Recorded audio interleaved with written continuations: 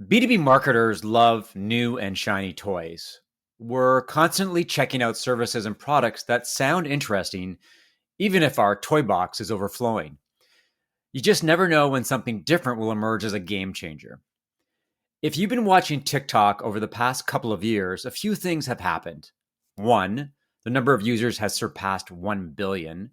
It's now the sixth biggest social media platform behind Facebook, YouTube, WhatsApp, Instagram, and WeChat. Two, the demographics are quickly changing.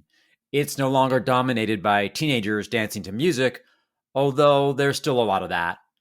And three, many companies, including B2B brands, have launched channels to build brand awareness and attract and engage prospects.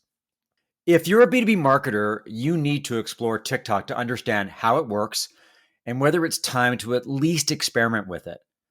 And to better understand TikTok and how B2B companies should approach it, I'm excited to have Will Aitken, head sales evangelist with SalesFeed, which has established a dynamic presence on the platform. Welcome to Marketing Spark. Thanks so much, Mark. I'm really pleased to be here. The first question is an obvious one. Why the growing interest in TikTok among B2B brands and B2B marketers?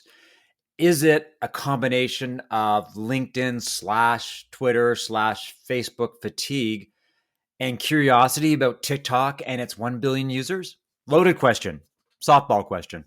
We've had the same 4 channels now for quite some time. People want something new.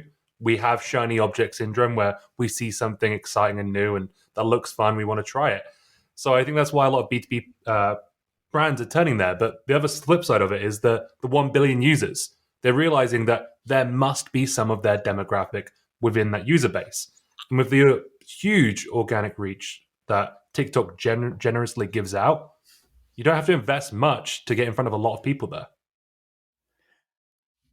The 1 billion number is very sexy, very compelling. You counter that with marketers and B2B brands saying, my audience isn't there. My audience is on LinkedIn. My audience is on Facebook and Twitter. And I shouldn't be operating on TikTok because the people that I want to reach simply don't use TikTok. True or false? Oh, come on. It's got to be false, right? 1 billion users. You don't think your decision makers, your target audience, or at least an influencer in the organizations that you're trying to target is part of that user base? Especially when you consider that the majority of those users are in the countries that we often try to target with marketing, North America, Europe. There's no doubt in my mind that there are tons of decision makers on there, especially because I've created content for them and it's resonated and performed. Let me ask you this question in another way.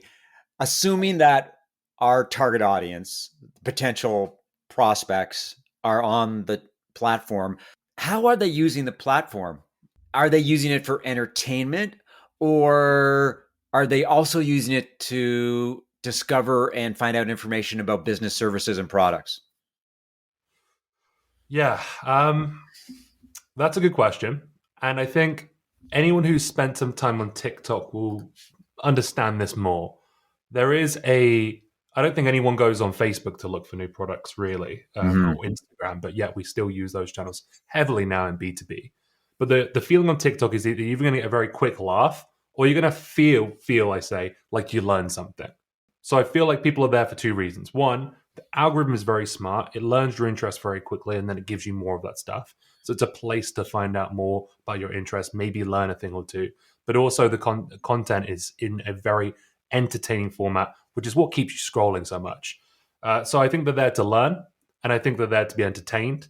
And I think there's a space in there for a B2B brand to put themselves in front of people. Okay. So the obvious question, given the number of users and the fact that there may be prospects on the platform who may have interest in learning about B2B products and services, how seriously should B2B brands be taking TikTok right now?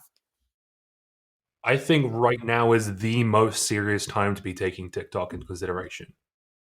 B2B generally has been so slow to adopt the trends of its counterpart B2C market. We're always lagging behind. Things like that we get are like years behind what B2C brands are doing. And it's partly because of the niche audience, yes, but Also because I feel like we get caught in our ways, and there's so many. We don't do that. There's this attitude that you just described. Our audience isn't on TikTok, and it takes time to realize that. But right now is so important to focus on TikTok because it's still an opportunity to be early. Loads more and more people are creating on TikTok, and as that happens, there's less opportunity to get shown to people.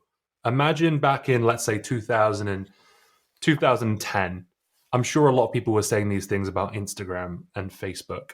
But now, those are the places to be. There is so much value to being early or relatively early to a platform and growing an audience sooner rather than waiting another 3 years and showing up when it's even more difficult to grow.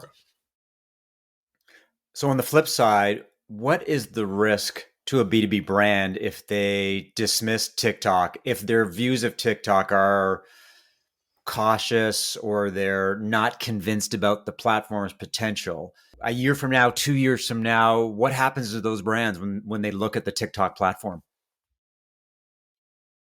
I think the risk is in that in 2 years' time, it's going to be harder to grow if they do make that decision to pull the lever. I think the risk right now is that those same four channels that you mentioned, the LinkedIn, the Instagram, the Facebook, the Twitter, those are really crowded right now. That people are prospects, buyers are being bombarded. So the risk is really, I would say, the potential opportunity loss of not jumping on there right now and getting shown to a bunch of people who could potentially become your buyers in the future. Okay, so let's assume that TikTok is intriguing enough that a B2B brand and a B2B marketer accepts the fact that they need to be on TikTok or at least experiment. So, from your experience with Sales Feed, explain to me how a brand should start to dip its toes in the TikTok waters and how a B2B marketer should do the same. Maybe to take a few steps back, before I started the Sales Feed account, which now has, before I jumped into Sales Feed and created a TikTok for them and then grew it to 40,000 followers, I had my own personal account, similar size, about 36,000 followers. And I was doing that from around April of 2021. And then when I joined the Sales Feed team, I said, we've got to be on TikTok. The team agreed. And then I applied all of the lessons I'd learned from my own personal account to Sales Feed, which gave us a really incredibly strong start. Our first ever video got 400,000 views. Wow. Because I had the ability to apply all the learnings, all the mistakes I'd made on my own personal account, which I was just doing for fun, and apply that right away. So my recommendation would be to learn first, because it really does help to have a strong start. Look at what others in your space are doing. I would say look for creators in your niche, maybe not brands yet, because there's not that many of them. Mm-hmm. But let's say your niche is digital marketing. Search up the hashtag, see which videos have really performed and how those work. Really study those very closely, because there's a formula almost to it with hooks, the length of the video, if they're using trends, if they're doing a silly dance, probably not in digital marketing, right? But Right. there's a nuance to it, and that comes from absorbing and observing. So consume a lot of content before you try and take a shot at creating. Okay, so that sounds like the right approach, and maybe I can relate it to my own experiences with TikTok. So I am hardcore on LinkedIn. For the last 2 years, I have posted almost every single day. As a writer by training, it's a pretty natural form for me, and it's the ROI and the engagement has been tremendous. But at the same time, I also recognize that my clients are going to be looking at TikTok, and I cannot be in a situation where I'm ignorant of the platform. So I have created, I don't know, about 6 videos. They're pretty short. They're pretty awful. So if I'm, aside from just putting the phone in front of me and talking for 30 seconds, 45 seconds, 60 seconds, what are some of the things that I should be thinking about doing to start to make my TikTok videos a little bit better and a little bit better? You said it there. Practice is one. It's not a natural process of pulling out a phone and speaking to it or doing a trend or whatever the video may be. Practice definitely is a big one. Once again, consuming content, watching what others are doing, thinking about, hey, that was really good, but why was it good? Why did that video just get shown to me? Like, just have a little think to it. So my recommendation would be to do practice, because my first few videos were awful as well. I'll probably say that about my videos today in 2 years' time as well. But Right. we're always hard enough ourselves than what we did in the past. But it does take some practice and getting used to. And I think that becomes easier when you don't copy, but you get inspiration from elsewhere. You look at what's actually good and try and break down what parts that made it good. What were they doing when they were speaking? Were they looking at the camera lens? Of course they were, because that's how you make a connection with someone. How long was the video? Was there lots of little cuts, or was it all one long presentation? Those are the things that you can do, and there's plenty of resources out there now by young folk who are probably trying to teach other young folk, but we can benefit from that. Folks who are 20 years old trying to teach other people how to become influencers. You got to throw out your ego and you got to watch a video like that, because there are amazing tips, and these folks who are younger than myself are doing an incredible job of it, and there's a lot we can learn from them as long as we're willing to listen. Walk me through the sales feed journey on TikTok. So, one, did they hire you to get them onto TikTok? Was that sort of part of your package? And then once you convinced them that TikTok was a platform that they should definitely leverage, what are the next steps in terms of saying, okay, the first thing we have to do is this, and we're going to talk about these things. We're going to make these type of videos. We're going to do it so often. Can you go back and sort of recount that journey that you took sales feed on? Of course. So to answer your first question, I was brought onto the team. My TikToks were definitely part of it. Like my boss, Tyler Assad, VP of Marketing at Vidyard, recognized that I was posting a lot of TikTok content, had grown a following on there, understood the platform quite well for someone in the B2B space, and that I'd been reposting a lot of that content onto LinkedIn and growing a following relatively quickly on that platform as well. So he said, "Oh, okay, we'll get to kind of understand where content's going from here. It's not getting longer; it's getting shorter." Right. That was part of it, yeah. So then we always knew that TikTok was going to be part of our strategy, but we didn't realize that it would be our biggest channel by far. And I wasn't ready for it to blow up as well. It took me 9 months to grow a following of, I think at the time I had 20,000 followers, but with SalesFeed it took less than a month. It was really, I said, okay, what is SalesFeed in a unique position to do versus myself? And a lot of that didn't just come down to, I can't just make Will Aitken Sales, my personal channel, Mark II. It needs to be something different. So what benefit do we have there? Well, we can up the production value slightly. We can involve more than one person, so there can be multiple faces on that. And then from there, we didn't and still haven't really looked at a long form strategy. We really just go with whatever we feel like doing every week, and it really works because of that. Because a lot of it is trends, a lot of it is timely, and a lot of it does just come to you when you're feeling creative.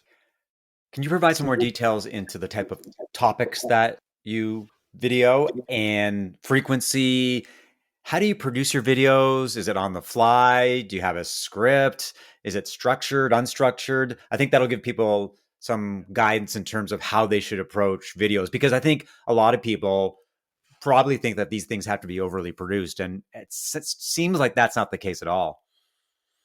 No, I wouldn't say so at all. I don't think I've ever spent more than 30 minutes on a TikTok. So just that puts it into perspective for you. I will rewind a little bit just to the previous question you asked, what our process is. We do have one person who owns it, which I think is really important. Someone who owns the channel. If you look at successful B2C brands, even those like the one that everyone talks about, Duolingo, that's one person who is a social media manager who works at Duolingo. She's awesome. But having her own it means that you've got to give them the keys and say, go for it. Now, back to the question that you did just ask. My process of making videos generally comes from ideas, and those ideas come from prompts. So there's things that I have expertise talking to. I've been an account executive. I've been in B2B sales for around 6 years.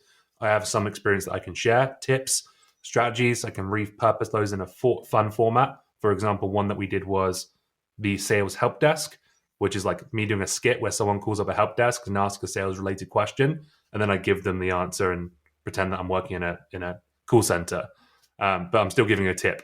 So we do a mix of humor and tips on our sales feed channel. On my own personal channel, I mainly focused on careers because that's obviously the demographics there for that. I was teaching people how to get into tech sales. On sales feed, we specifically do relatable B2B content. Like, isn't the worst when you lose a contract at the end of the month? And then also sales tips, which come from myself, come from the team and other people who are willing to collaborate with us as well. We bring in a lot of influencers, I should call them, in the sales space onto the channel as well. So walk me through a day in the life of Will Aitken, TikTok video producer. Do you have an idea that you're going to run with? Is it a spur of the moment? Do you look at your sort of ideas list and go, okay, I'm going to do that one today? How does that work? Yeah, so being an SME in sales means that I know what's relatable and what's not for salespeople. So a lot of it just comes down from scrolling through the feed myself and seeing what other people are doing, and then thinking, how could I try and make that really good idea into a sales thing? Or I might be looking. It comes a lot from other pieces of content. So I might think of a skit when I'm driving along the road, and I'll normally just try and stop right there and write it down, find a place to pull over it, and I have a notebook full of just ideas that I want to do, and I tackle them when I can. And then there's the flip side, which are a bit more impromptu, where I see a trend or a trending sound that I like, and I want to just make that right away. So it's as easy as I have my phone right there.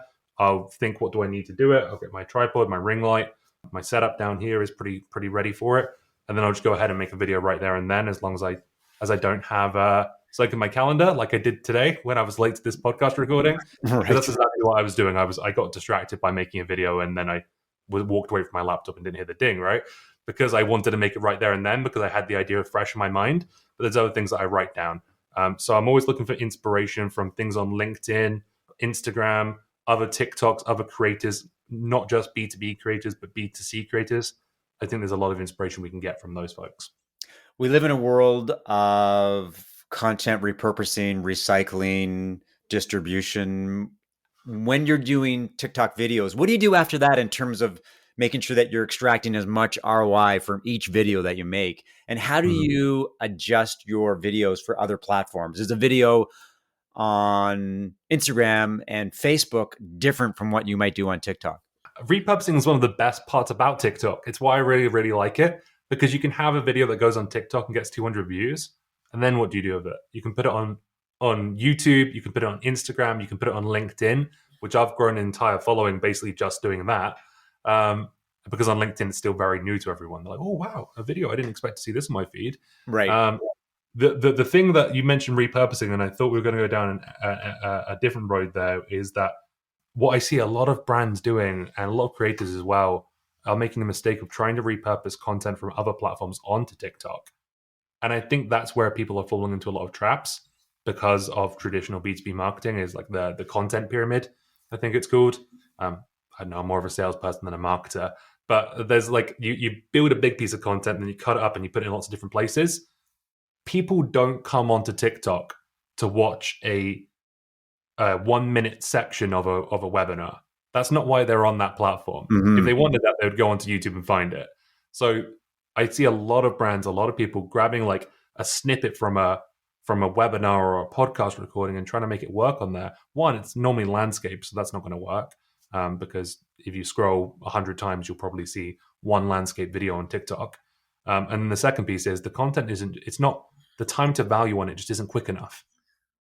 You'll see almost every video you watch on TikTok has a hook. And the way that podcasts are recorded, it'd be really hard to just find a single piece of even this episode and make that work for TikTok. It really needs to be quick. It needs to be punchy. It almost needs to be value immediately. And I don't think those long form pieces of content have that. What are some of the other mistakes that B2B brands are making when they are using TikTok? Obviously, taking a snippet from a podcast or a webinar is not going to work, or it's going to be completely obvious that they're doing some straight recycling. Can you talk about some of the other mistakes that brands are making? Yeah, I can. One of the most frustrating ones for me, and I can resonate with this because I made the same mistake when I launched my personal account, like I mentioned. But this is exactly why I think salespeople were so successful so quickly, because it was good content. But good content is enough on TikTok.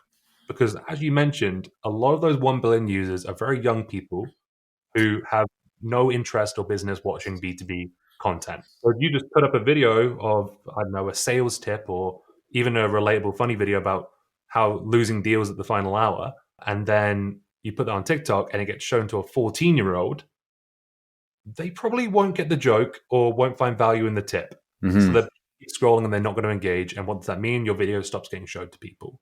So how do you stop that from happening? use the right hashtags.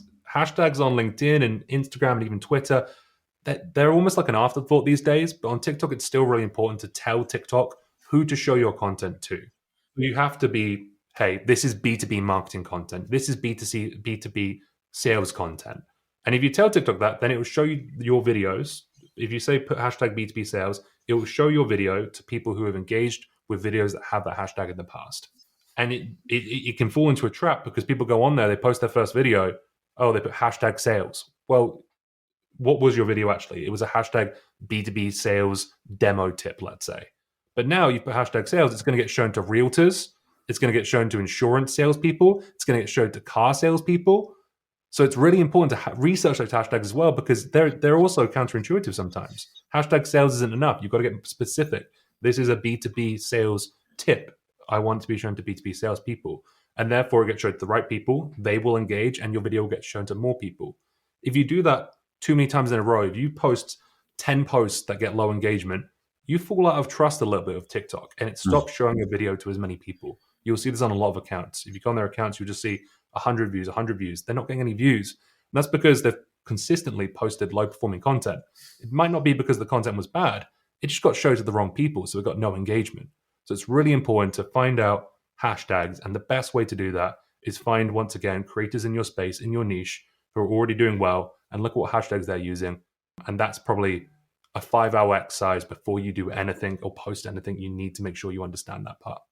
So speaking of number of views and hashtags, when your boss looks at what you're doing on TikTok, how does he quantify your performance and the performance of the channel? Obviously, views are great, but in some sense, they're a vanity metric. It's great that you're getting lots of coverage, and I guess arguably it'll lead somewhere. But where do you get the ROI? How do you tell whether this thing is actually generating what it needs to do for sales feed? Great question. And one that I was asking myself a lot at the start of all this, like, how do I justify my job and all this great work I'm doing? I'm building a following, but what does it matter? TikTok's actually quite easy to well, I wouldn't say easy. It's quite a good platform to convert people further into your funnel. Our average video on sales feed at least gets around between 5 to 10,000 views. There are ones that get a lot more than that. Last week we had 2 videos get over 200,000 views, and we've had videos get over 1 million views. Now, on the page, we have a link that links directly to our site. We can track how many people convert through that link. And the idea is that we want them to subscribe to our newsletter, which is one step further down to our funnel.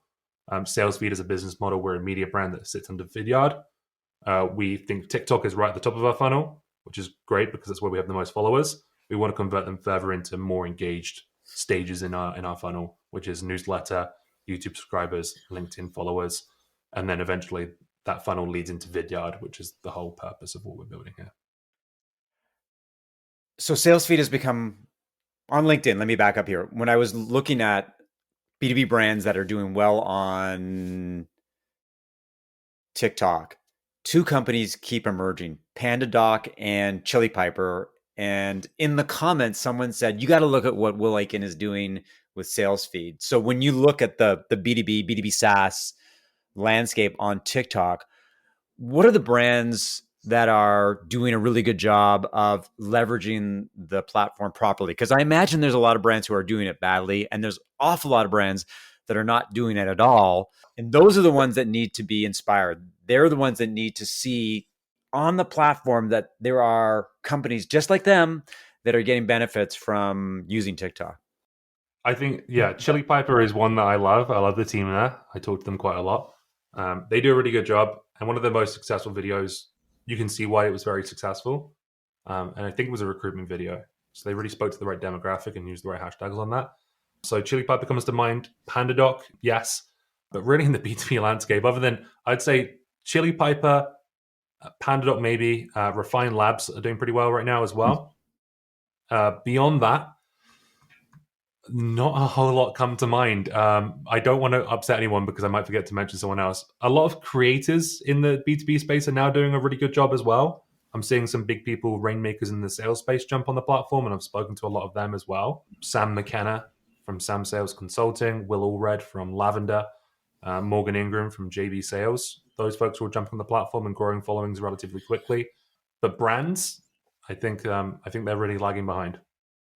The message is that there's a huge opportunity for brands, but you could even argue that on LinkedIn, many brands are not even leveraging their corporate profiles at all and relying instead on the VP of sales or the VP marketing or evangelists, somebody in customer success to actually do the heavy lifting for them. And that is very interesting. But I suspect that a year from now, the landscape will be radically different, because you just look at the numbers and you look at the number of B2B marketers that are going to drag their companies kicking and screaming onto TikTok, and it's going to be different. Do you envision that? I think there's definitely a big opportunity there. I don't think people should be kicking and screaming. I think you can almost like, if you look at like the Duolingo success story, they just had she's a very young digital marketer, social media manager, and they just said, "Hey, have this, do whatever you want with it," and look what it turned into. So I think it just comes down to maybe having the minerals to do that, and just say to someone on your team, "Hey, are you interested in this?" Find someone who's interested in it and say, "Go ahead and own it." Like, just let that be your thing. On my team, I manage 2 channels and create a lot of content for other channels as well. I manage our LinkedIn corporate page, which, to your point, we've done a really good job of making sure there's engagement there. It's like a stark contrast to a lot of corporate pages on LinkedIn. And then I also manage the TikTok. And then we also have other team members who manage our other channels like Instagram and YouTube and Twitter. So I think just give someone the reins to own it.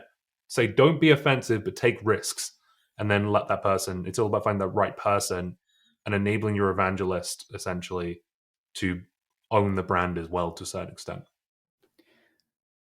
If you're a B2B marketer or B2B brand and you're watching this video or listening to the podcast, what is one piece of advice that you would tell them in terms of the next phase of their TikTok journey?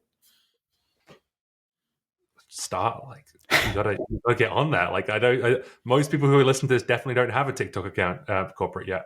Begin, take some of the steps we said, start looking at the content, go on to SalesFeed if you like, take all the inspiration you want, try and think about what's good, and find other people who know what they're talking about, and ask them questions as well. Conversations like the one you and I are having right now, Mark, are some of the most valuable. One final question. Where can people learn about you? Where can they watch your videos on TikTok? And where can they learn about SalesFeed? TikTok is a great place to start. That's your homework. Go onto SalesFeed's TikTok, I would say. But yeah, mostly if you want to connect with me, you can go onto LinkedIn, Will Aitken, Aitken, and SalesFeed's on there as well if you want to check them out. Well, thanks for the insight about TikTok. I think there's a lot of B2B marketers that are taking notes and hopefully creating TikTok accounts and doing some experimenting. And I am inspired to raise my game, although the level of quality is so low right now that I can only go one way but up. And thanks everyone for listening to another episode of Marketing Spark. If you enjoyed the conversation, leave a review, subscribe via Apple Podcasts or your favorite podcast app, and share via social media. To learn more about how I help B2B SaaS companies as a fractional CMO, strategic advisor, and coach, send an email to mark@markevans.ca or connect with me on LinkedIn.